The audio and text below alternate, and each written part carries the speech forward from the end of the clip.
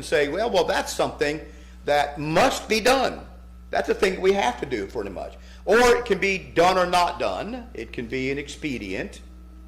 Or something that can't be done at all, because it would be wrong to do that.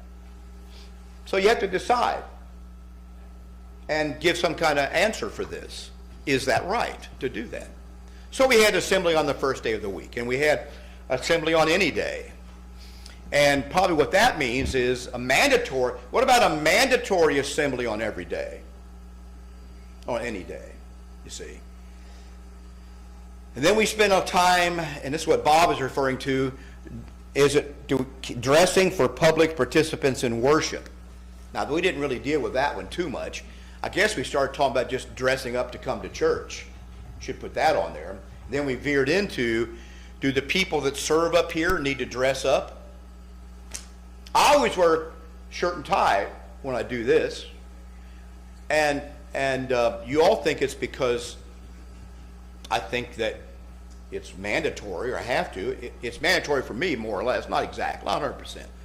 But now, the next hour, if you'll notice, I'm going to put that jacket on right there, and I'm going to wear a jacket when I preach. What in the Bible tells me I'm okay to wear just a shirt or just a tie, but when I preach, I got to have a tie on or a coat on? Is there anything in the Bible that tells me that? I haven't seen it. What's that? I haven't seen it. You haven't seen it?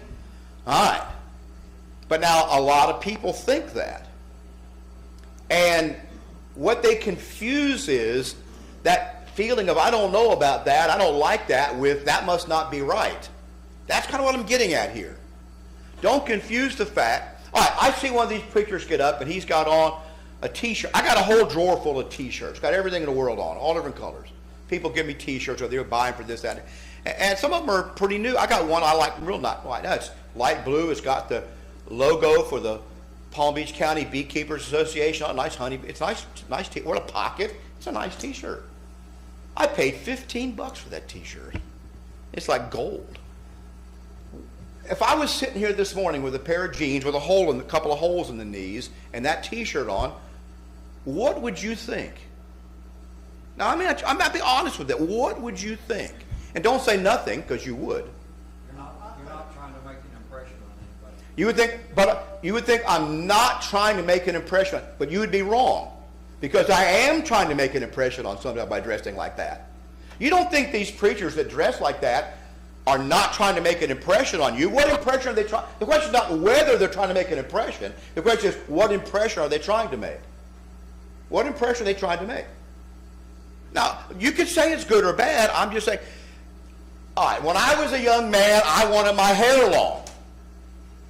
And my argument, because this was the late 60s, early 70s, I wanted my hair long. Instead, I had all these, military haircuts my parents insisted on. So I grew it as long as I could get away with all the time. And I tried to tell my mother, your hair doesn't matter. Hair doesn't matter. How long it is doesn't matter. Well, was I correct? Well, why was it such a concern to me that I have it a certain length if it doesn't matter? And that's what my mother, who was smarter than she looked, that's what she would say. Well, if it doesn't matter, then keep it short. You see, I was trying to make an impression. I was trying to say something with my hair. I just didn't want to admit what I was trying to show. Or I hadn't thought it through what I was trying to show. So when I put on a coat and tie, I am trying to make an impression on people. The question is, what impression am I trying to make? Well, hang on a second. You can say that he's trying to be pretentious, that he's better than other people, and that could be right. Or you could say he's trying to cause people to respect him and what he says and pay attention, and that could be right. Or you could say he's just doing it because that's what preachers always do, and that could be right. The question is, why do preachers always do that? See, there's always another question. Why is it the custom that preachers or teachers, when I was a kid, the school teachers at my school wore ties. Is that not right for you older people? Didn't the male teachers wear ties most of the time? They did. Why? Because they were trying to get the students to respect them and pay attention. Now, I'm not saying it succeeds. So there's always that. Now, go ahead, Bob, and then I'll finish what I'm saying. You're in more of a position of authority. And when you stand before people like with your T-shirt, I'd be more likely just to say, no, I'm not really listening to something. You would be more likely to do what? Finish. Say. To not listen or not pay attention. If you had like a T-shirt maybe, but if you had the tie and the coat on, to me, you're not above everybody. Nobody is above. I'm saying you have the authority figure. Right. You're trying to show me or tell me where I'm wrong or. Well, see, the problem is, Bob, when I stand up here in a coat and tie, there might be somebody walk in that says, I wonder what his angle is. He's got an angle. What's his angle? If I stand up here in torn jeans and a ratty T-shirt, some of us say, I wonder what his angle is. You see what I'm saying? There's always that problem. And that's why this website I mentioned a few weeks ago, Pastor's Shoes, www.pastorsshoes.com is so interesting. It documents all these people wearing raggedy T-shirts and jeans to preach in have $800 sneakers on. Why would that be? Because it isn't, oh, we're not trying to impress anybody. No, they are trying to impress people. The question is, who are they trying to impress and in what way? So you can argue, but my point is, now then, what does the Bible say about it? Well, the Bible does not directly address the subject of what to wear in an assembly or any place except to say that it must be modest or appropriate, or in the case of men, I would say it needs to reflect gravity. It said elders and deacons must be grave, and younger men and older men must be sober-minded. That is also reflected in what you wear. Those adjectives reflect what you wear. So now then, that's a wide range of things. But I don't think there is a specific attire that's given to ministers or preachers. Some people would go to the Old Testament and say, well, in the Old Testament, the priest had to wear a specific kind of garment. Okay. Tell me what that garment is in the New Testament. I know what it is. I know what that garment is. Do you know what it is that New Testament says that you're to wear as clothing as a priest? It's the righteousness of Christ. That's the garment, okay, that you're supposed to wear. Clothes that befit the new man. And they're not physical clothes per se. Because if the covenant is physical in the old, spiritual in the new, the clothes of the old priest are spiritual clothes in the new priest, which were all priests. But there's no special priestly class that has special, what do they call them? Vestments. Isn't that what they call them in denominations? Vestments, okay?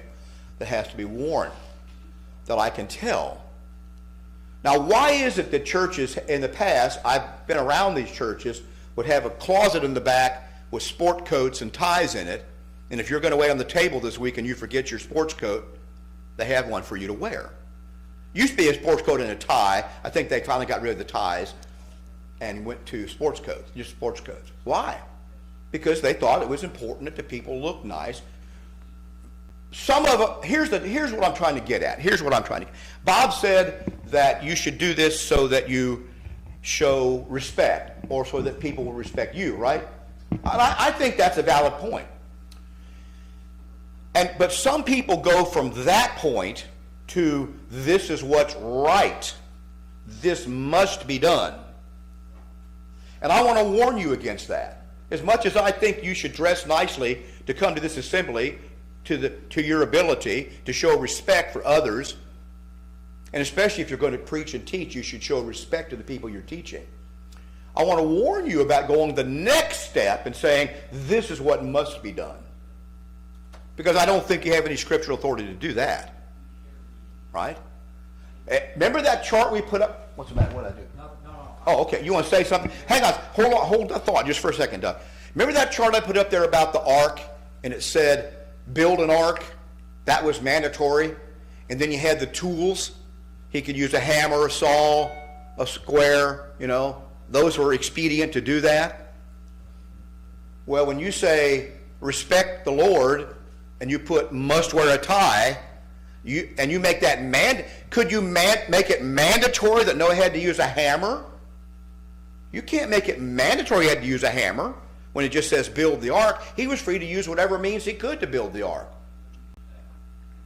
When you mandate one way, then you've taken out the other ways.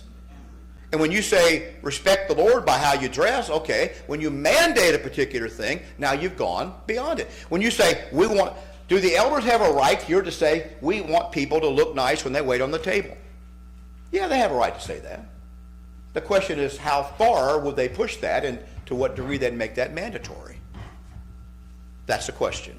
Gary, okay, first Doug and then Victoria. Okay.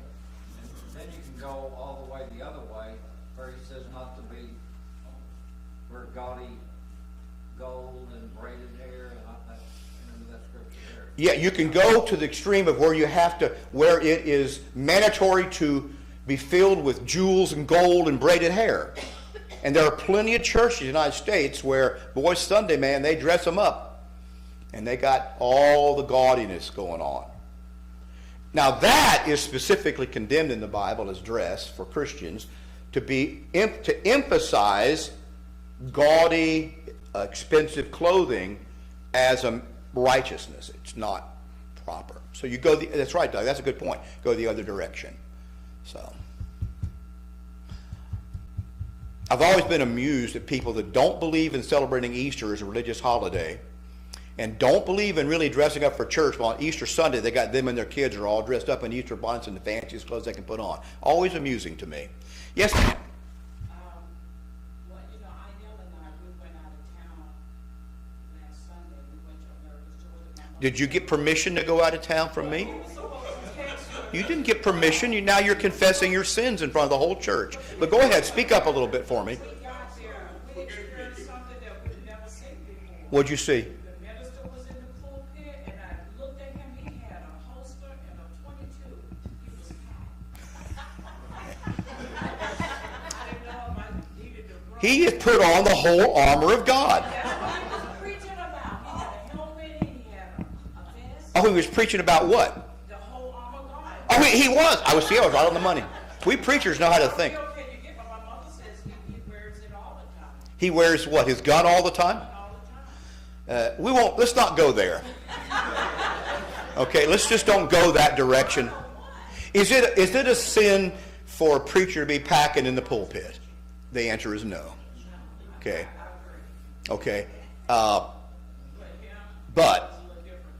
Yeah, it is different, though. And the elders here have no problem if you want to carry in this assembly. We have zero problem with that. You need to do it within the law. As long as you're legal, doing what's in the law and responsibly, we have no problem with that whatsoever. Are we going to mandate that? No. But, and I will say this, if something were to happen like that, I would advise most of you to duck down beneath the seat, because you're never going to know where the fire's going to come from. Okay? You'll be very surprised where the shots are going to come from. But anyway, so he was doing this as a teaching tool, That was part part of his lesson. But he carries it all the time. That's an open carry state. And he went in Sure. with his Okay. and his fire on the side of it. Open carry, huh? Florida is not an open carry state, That was Georgia. at least in church. And he had to do the church. Yeah, it would be strange, wouldn't it? Jesus asked the apostles, do you have a sword? And they said, yeah, we have 2 among the 12. And he said, that's enough. That caused confusion because I had to go to that and show it to him.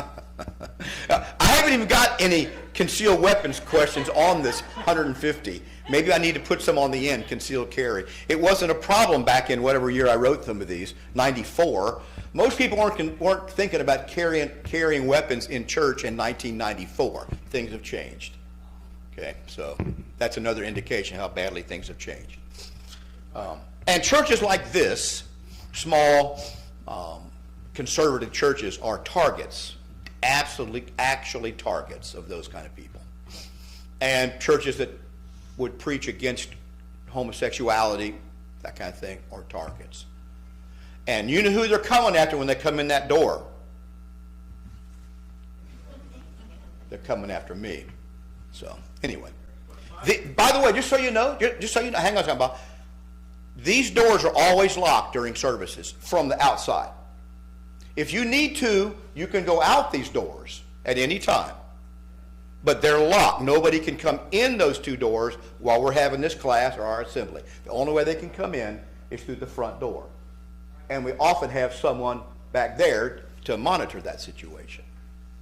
But that's the only way they can come in, just so you know. And so you can go out anywhere if anything were to happen in this church building. You just can't come in from these doors here. Make sense? Just so you know that? All right.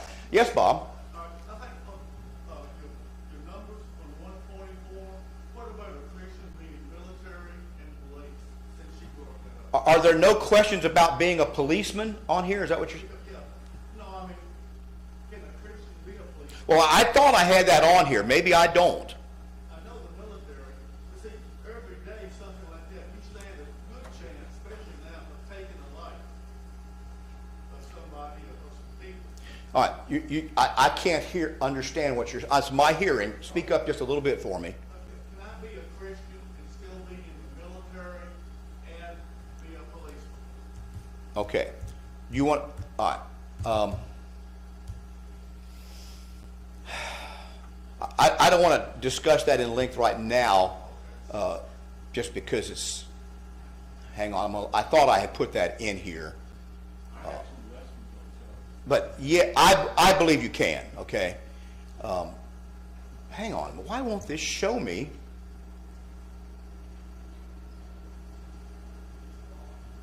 Okay. I think I can search this here real quick. That's 144. It's 140. It is in there?